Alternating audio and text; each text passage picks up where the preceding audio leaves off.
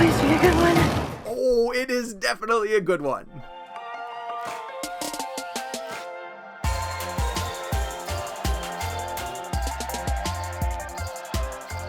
Hey everyone, it's Sean O'Connell, the managing editor at CinemaBlend, continuing our run through Hawkeye on Disney+. We are up to episode 3, and we're going to be doing a breakdown and analysis of everything that we watched together in the video. Naturally, this means you hopefully have seen the episode before now, because we're going to get into spoilers. We have one other video that's up that covers episode number 1 and 2 of Hawkeye, so go back and catch up with that if you haven't seen it yet. While you're here on the YouTube channel, hit subscribe and turn on your notifications. We're going to be covering Hawkeye all the way through the rest of this series. More cookie, please. Thank you. And in addition, here on CinemaBlend, we've been doing this for all of the Marvel Disney Plus shows. So if you want to see my reactions and analysis for things like WandaVision and Loki, these are here on the page as well, too. So go check those out. But without further ado, let's get right into, so far, the best episode of Hawkeye, titled Echoes. Let's go. Yes, boss. Okay, so since it's called Echoes, I have to start with the most fascinating character in the series so far, and that is Echo. And I love the way that this show, or the episode, paralleled going back to an earlier part in her life, which is exactly how we met Kate Bishop in the opening of the season premiere. So we meet young Maya back in 2007, and we realize that she is quote-unquote one of a kind because of her hearing loss, and how that makes her adjust to her reality and actually turns her into, when she takes up fighting, someone who has more skill because of the way that they're able to perceive different movements. And the line that stood out to me is, It's more about speed than size. and I want to talk a little bit about Echo and her role in the MCU, because there was a lot of emphasis about hearing loss in this episode when they paralleled Maya to Clint when he lost his ability to hear when his hearing aid was gone. And you can't talk about hearing loss in the Marvel Cinematic Universe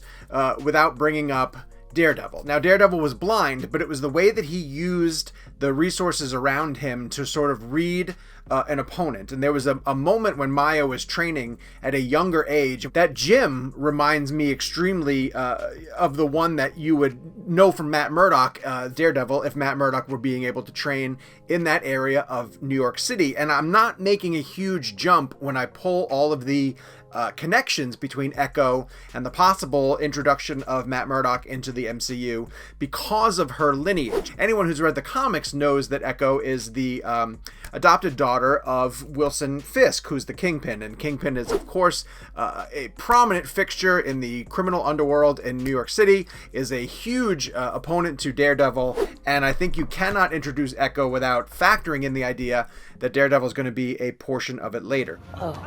Yeah. So that's kind of why when Echo is seeing Ronan for the very first time, she is outside of something called Fat Man Auto Repair. Obvious reference to Kingpin and his enormous size.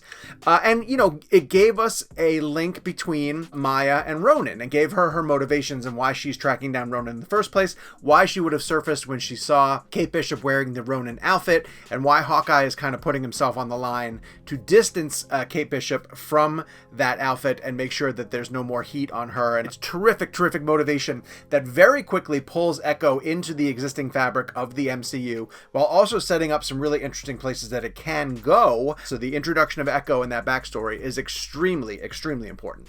Great. Go get more quarters. Yes. But I want to get to the fact that this is a Hawkeye show, and through Hawkeye we're introducing Kate Bishop, and this episode was finally the perfect balance of everything you can expect from a Hawkeye television series. It was action, it was humor, and it was heart and emotion, and really gave me all the reasons why I wanted to invest in these two characters in the first place. Let's get to the action first off. That car chase was phenomenal, the way that it was directed as a one-shot, with the point of view from being inside the car and outside the car and racing around through it. The little bits of humor that were weaved into which type of car that Hawkeye wanted to choose. And the Challenger gets totaled anyway. The number of arrows and the cool tricks that they had. Kate's joy at being able to fire those arrows off, but also show to Clint over the course of the action of how skilled she is as an archer. Then you got to just these sort of one-off character development, humor elements of them talking about we should probably let Pizza Dog out and it's time to take him for a walk. He's been cooped up all day. All of that was played really well for laughs. The laughs were earned and they were, they're character based. And so it is important for us to see that dynamic that they had in the first 2 episodes pay off really quickly here. As far as I'm concerned, we're in this together. Obviously, Hawkeye is a mentor for her, but he's also sort of this really protective father figure. And through the emotion of that, the scene that really hit me the most in this, that balanced how great I loved their chemistry and their partnership, was when Kate was helping Clint hear what his children were saying to him over the phone. And it was a terrific way that it was shown in the direction of him not being able to sort of hear it. It garbled it. It made me go back and actually listen to the entire episode or watch the entire episode with subtitles on, because that helped me really feel Clint's loss at the damage being done. And that got conveyed first visually, but then Clint had the message to Kate of just like, hey, if you get into this line of work, It comes with a price. Clint is not only losing, his hearing or having his hearing impaired because of the damage that he's been near or the violence that he's been near, but the time with his family. Like, that was a really emotional, critical bit to be communicated of how Clint really wants to just be home for Christmas. And I think we can all kind of identify with that. And so that made me invest further in Clint's commitment to this mission being finished, because it gave me an end goal that I want him to be able to reach, where Hawkeye could have a modicum of emotional contentment, because I hope to think that he's earning it over the course of this series. Well, that you are not wrong about. Okay, I want to talk about some of the comic references that showed up in this episode of Hawkeye, because more than the previous 2, it really felt like we were seeing those Matt Fraction books that I talked about coming to life on screen. And there was the moment where Kate and Clint were waiting outside of that doctor's office in order to get Clint's hearing aid repaired, and that just looked like a panel that was pulled right out of Fraction's book. You could feel Matt Fraction's influence on the visuals being put into that episode. Also, love the conversation about Kate designing a new costume for Clint. Oh, wow. And these Disney Plus shows have given us a really great opportunity to see comic accurate costumes for these characters that we love. And while they're not really functional, they figured out really fun ways to do it, like with the Halloween episode of WandaVision that gave us Scarlet Witch in her, exaggerated, over-the-top sort of 1960s, 1970s costume. Vision in his version of what it is, and it kind of looks store-bought, but by intention, because they just said, like, now we can't really do that, but we want to make reference to the fact that there are these costumes that these characters wore in the Marvel Comics. So Hawkeye, when you picture it in purple, and he has the mask that he wears over him with the wings that are out and the giant H in the middle. It's just funny. It's funny to have a conversation between 2 characters who would sort of say, like, yeah, in the MCU, we know you fans want these costumes, but here are the reasons why they can't necessarily wear them. My job is to be, number 1, a ghost. Number 2, my wife would divorce me if I put something like this on. So as much as in my heart, I was always like, yeah, I really do want to see Hawkeye at one point wearing the comics costume. Like, when I heard his description about why that's not possible, I think I kind of have to finally let that go and just be content with the heroes that we've seen be comic accurate to this point, whether they be Captain America or Iron Man or the different versions of Spider-Man that we have seen in the MCU movies to date. Okay. Captain? Big fan of Spider-Man? Yeah, we'll talk about it later. Just... Okay, so one of the big questions you probably have after episode 3 of Hawkeye is, who is this uncle character? And my guess right now, and I'm pretty sure it's accurate, is that's Wilson Fisk, the kingpin of crime, who is Echo's adopted father in the comics, and probably took her under his wing when she lost her birth father. Echo is working for, essentially, I'm going to assume, Wilson Fisk's criminal organization. He is the bigger boss who Ronan probably went after at an earlier time, and it's been a rumor that Vincent D'Onofrio is going to be returning as Kingpin, assuming the role that he had in the Daredevil Netflix series, and bringing him over. Charlie Cox has been rumored to appear in Spider-Man No Way Home. He's been rumored to be part of some of the upcoming Disney Plus shows. Vincent D'Onofrio has kind of been teasing his return as Wilson Fisk, and I've been hearing that is going to happen in upcoming episodes of Hawkeye.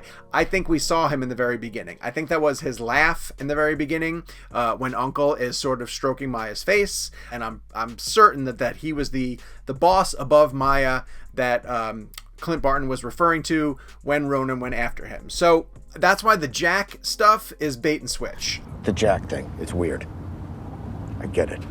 But it's not exactly airtight. Right. I do believe that the emphasis is going to shift over to Kate and Clint going after the Kingpin of Crime, who is then going to become pretty significant to the Marvel television shows moving forward, because he can be really relevant to She-Hulk. He can be relevant to Moon Knight, who is also set in New York City. And of course, Kingpin eventually could become a villain who shows up in the Spider-Man series, as they're hinting at the fact that, you know, after No Way Home, Tom Holland's going to get several more movies to tell as Spider-Man in the Marvel Cinematic Universe. Kingpin would be a terrific villain to bring over into those Spider-Man films, and even pair him up with Charlie Cox's Daredevil, as they have multiple times in the comic books before. We've already seen Spider-Man team up with Iron Man in Homecoming, with Nick Fury in Far From Home, although it wasn't really Nick Fury, and now we're seeing him team up with Doctor Strange. All of these great New York-based Marvel heroes. I would love to see him team up with Daredevil and go after Kingpin. I think that this is the foundation for that being laid. This episode 3 of Hawkeye could be really, really significant to a number of very important characters being introduced into the MCU, or developed even further in the MCU, as we get into multiple movies and television shows throughout Phase 4 and beyond. Because as we get to, I put this shirt on today kind of haphazardly, but, even with the Fantastic Four being introduced into the MCU, and them being so pivotal to New York City in the Marvel Cinematic Universe. And that might be why, if and when Marvel decides to answer who Tony sold Avengers Tower to, because that ends up becoming a huge mystery still, the answer could be Reed Richards, who is turning Avengers Tower into the Baxter Building, which would be the headquarters of the Fantastic Four. So much to speculate, and we don't know if all of this is going to come to fruition, but all of those threads really can trace their way back to content that we were shown in episode number 3 of Hawkeye, and you didn't even realize how significant it was when you were watching it. Oh my God, you really think so? But for now, we know that we have 3 episodes left, and we're going to be doing analysis videos for all of them, so you want to make sure that you catch up with every single one. Hit subscribe and turn on your notifications, because we're going to have plenty of not just Hawkeye content, but Marvel Cinematic Universe content out the wazoo as we get into Spider-Man No Way Home, and all of the sequels that are coming in 2022, and all of the Marvel television shows. So basically, if you're a Marvel fan, keep it right here.